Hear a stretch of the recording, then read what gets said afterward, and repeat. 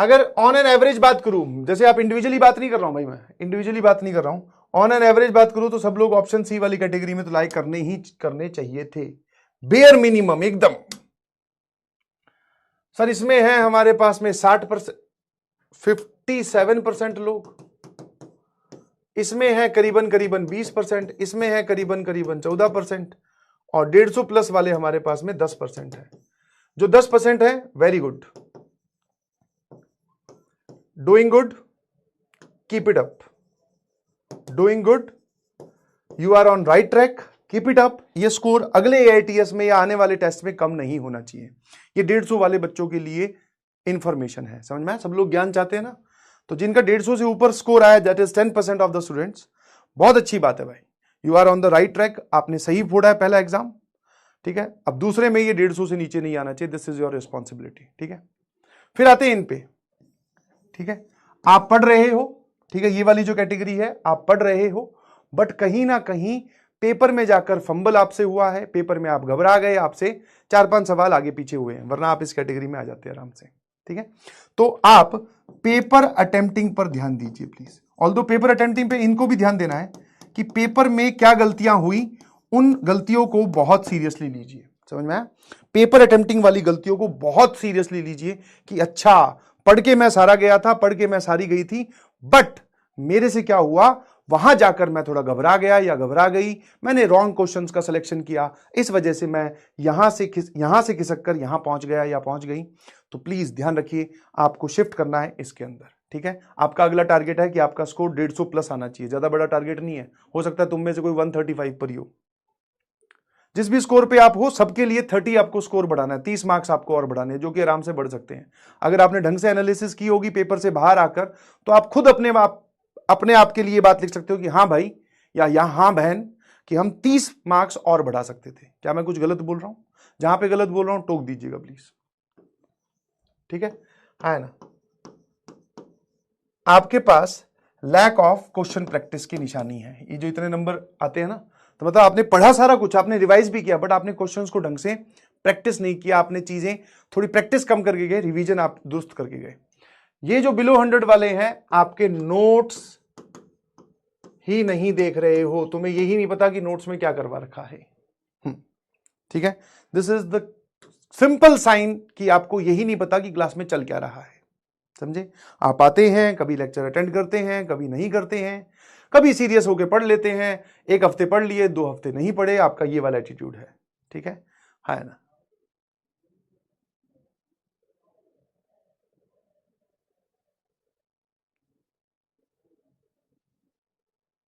Maths में कितने आने चाहिए थे? पहले सबको समझ में आया कि हर एक कैटेगरी को क्या करना है, ठीक है। ऑब्वियसली जो भी, जैसे ये वाले लोग हैं, ये भी इस पे ध्यान दे, इस पे ध्यान दे और इस पे ध्यान दे। ये वाले लोग हैं जो इस पे ध्यान दे, इस पे ध्यान दे, इस पे ध्यान दे। ये वाले लोग हैं जो इस पे ध्यान दे, इस पे ध्यान दे, और ये वाले जो लोग हैं सिर्फ इस पे ध्यान दे। बाकी चीजें बाद में, पहले एक साथ इकट्ठी करना, ठीक है ना।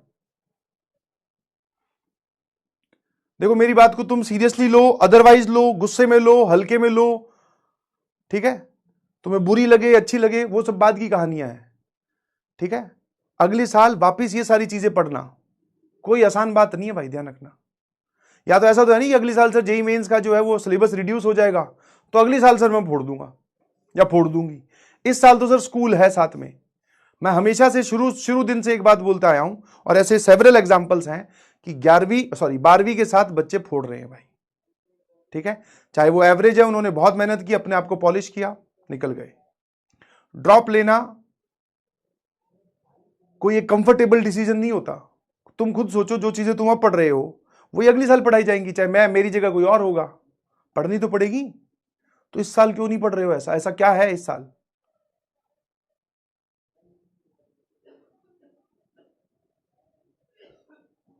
तुम लोगों से ये एक्सपेक्टेड नहीं था। मैं तो ये सोच के चल रहा था कि भाई साहब, जो मुझे इस बैच से फील आई, मैंने ये बात किसी से डिस्कस नहीं की, अब तो तुमसे ओपनली डिस्कस कर रहा हूं।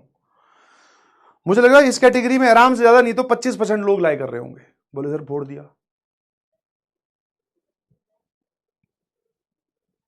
क्योंकि तुमसे जब पूछा जाता है कि कैसा चल रहा है भाई, बोले सर कंटेंट थोड़ा और बढ़ा दीजिए, लेवल अप कर दीजिए जी, एडवांस का हमें ज्यादा करवा दीजिए, क्रिटिकल थिंकिंग। अरे भाई, जो करवाया है क्या आप वो पचा पा रहे हैं? नहीं पचा पा रहे तो इंट्रोस्पेक्शन की जरूरत है, सामने वाले को जज करने की जरूरत नहीं है। बहाने यहीं रह जाएंगे, आपके जो भी एक्सक्यूजेज है वो यहीं रह जाएंगे, मैं भी नहीं सुन पाऊंगा, मैं भी सिर्फ दिलासा ही दे पाऊंगा। कोई बात नहीं बेटा, ड्रॉप ले ले। ये बात बोलने में, अब मेरे पास आओगे अगर तुम 12वीं के बाद में मिलने आओगे, कभी वैसे मुलाकात होगी, कभी मैसेज पे बात होगी, तो यही बोलूंगा, कोई बात नहीं बेटा, 12th के साथ कई बार ऐसा होता है, तो ड्रॉप ले ले। But are you ready for this? जो चीज अभी तुम्हें सिर्फ पढ़ाई करनी है, अभी सिर्फ तुम्हें पढ़ाई करनी है आने वाले 4 महीने दम लगाकर, एकदम जी जान लगाकर, वो तुमसे हो नहीं रही, एंड यू आर एक्सपेक्टिंग कि अगले साल सर हम ही ऐसा कुछ हमारे में एकदम बोलते हैं ना नाइट्रॉक्स जाग जाएगा, वो होता है ना कारों में दिखाते हैं, रेसिंग कार्स में बटन दबाओ सट से कार निकली, ऐसा कुछ नहीं होगा कि तुम वो पढ़ाई पूरे साल कर लोगे जो तुमसे अभी 4 महीने नहीं हो रही। तो सिचुएशन इज गेटिंग क्रिटिकल। अभी भी सुधर जाइए, टाइम है। नहीं सुधरे तो सिलेक्शन ना होने वालों लोगों वाली कैटेगरी में आप खड़े होंगे। मैं ऐसे किसी को मतलब ऐसे नहीं कर रहा हूं कि जो हो जाते हैं सेलेक्ट वो बहुत अच्छे लोग होते हैं, जो नहीं सेलेक्ट हुए वो बहुत बेकार बच्चे, ऐसा कुछ नहीं कर रहा हूं। बट जब हम यहां पे इकट्ठे हुए हैं, आप यहां आए हैं, मैं यहां आता हूं, इसका अल्टीमेट पर्पस क्या है? सर सिलेक्शन लेके निकलना है ना?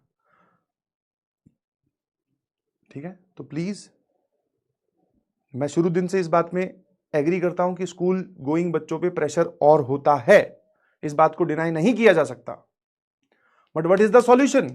आपने ढूंढ लिया होगा ना अब तक नेट पे 50 लोगों की बातें सुनकर, ज्ञानी विद्वानों की बातें सुनकर कि हाँ भाई ऐसा करने से हो जाता है। कुछ नहीं है सॉल्यूशन, पढ़ाई अल्टीमेट तरीका है। तो इसलिए इसको एक बोलते ना जागने वाला पॉइंट, अवेकनिंग पॉइंट लीजिए कि अच्छा धक्का लगा। समझ में आया? कई बार धक्का लगना भी जरूरी होता है कि धक्का लगा, हाँ सर अब हम संभल गए, वरना यही धक्का अगर दिसंबर में जाके लगता तो संभलने का टाइम भी नहीं होता। अभी आपके पास में टाइम है। पॉजिटिव थिंग इज दिस, आगे आने वाला सिलेबस भी बहुत पड़ा है। अभी हम 11th भी रिवाइज करेंगे, AITS और भी होंगे। आपको अपने सीट को पकड़े रखना है, और बार बार जी एस्पिरेंट्स को तो नहीं समझाया जाता। आप IITian बनने वाले हो ना, तो IITian वाला एटीट्यूड तो लाओ। तुम क्या सोच रहे हो, तुम कंपनी में चले जाओगे, तुम्हें तुम्हारा जो मैनेजर होगा वो एक ही काम 50 बार समझाएगा कि भाई ये वाला इसका सॉल्यूशन बताना क्या होगा, इसका कोडिंग या प्रोग्राम लिखना 50 बार बताया जाएगा, 2 बार, और वो भी सिर्फ पहली बार 2 बार बताया जाएगा। दूसरी बार जब कोई काम देगा तो बाहर कंपनी से। तो अगर आप IITian बनने जा रहे हैं तो वैसा एटीट्यूड भी लाओ कि एक बार हमें बात समझा दी गई, ये हमारी खोपड़ी में बैठ गई, अब हमें ये करना है, खेल खत्म। उसके बाद में सर बैकलॉग हो गया, रिवीजन नहीं कर पाए, स्कूल में हाफ ईयरली है, ये सब बातें को अगर कुछ मतलब कुछ होता क्राइटेरिया, इनकी कुछ वेटेज होती, मैं इंक्लूड कर पाता तो जरूर मैं भी सुनता। तुम देख रहे होगे, तुम्हें लग रहा हो सर आज अलग ही रूप में लग रहे हो आप, चैट की तरफ तो देख भी नहीं रहे हो, क्योंकि वो दूर देखना भी नहीं है ना भाई। अभी चैट में चल क्या रहा है, सॉरी बैकलॉग हो गया, केमिस्ट्री की वजह से खराब हो गया, तो मैथ्स में तो तेरे 100 में से 100 आगे होंगे। केमिस्ट्री की वजह से अगर खराब हुआ है तो मैथ्स फिजिक्स में तो 100 में से 100 है। चलो स्कोर कार्ड देख लेंगे। पेपर में जाकर ये नहीं होता कि मैं मैथ्स पढ़ गया तो मैथ्स में ही नंबर बटोर दूंगा। मैथ्स में सिर्फ मैथ्स पढ़ने से या सिर्फ फिजिक्स पढ़ने से या सिर्फ केमिस्ट्री पढ़ने से हो जाएगा सिलेक्शन? वहां पे पेपर ले रहे हैं कि इंटरव्यू ले रहे हैं? कि वहां जाती पहले तुमसे पूछ जाएंगे, बताओ भाई कौन सा फेवरेट सब्जेक्ट है, बोले सर मैथ्स है, पूछ लो। बता बेटा कौन सा फेवरेट टॉपिक है, बोले सर AOD है, चलो पूछ लो। ये होने वाला है क्या?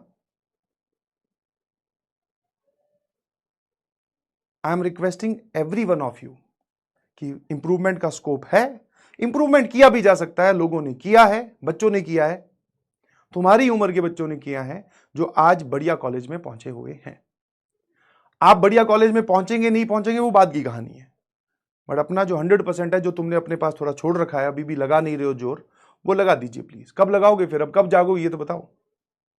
जब प्री बोर्ड चालू हो जाएंगे तब पढ़ना स्टार्ट करोगे क्या? फिर तुम्हारे पास में एक नया बहाना होगा, सर अब मैं तैयार तो हूं पढ़ने के लिए, अब देखो सर प्री बोर्ड आ गए। जाग जाइए प्लीज, बिलीव मी। ठीक है, एक बार में ही सिलेक्शन होने की खुशी अलग ही होती है। ड्रॉप लेना is not a easy task.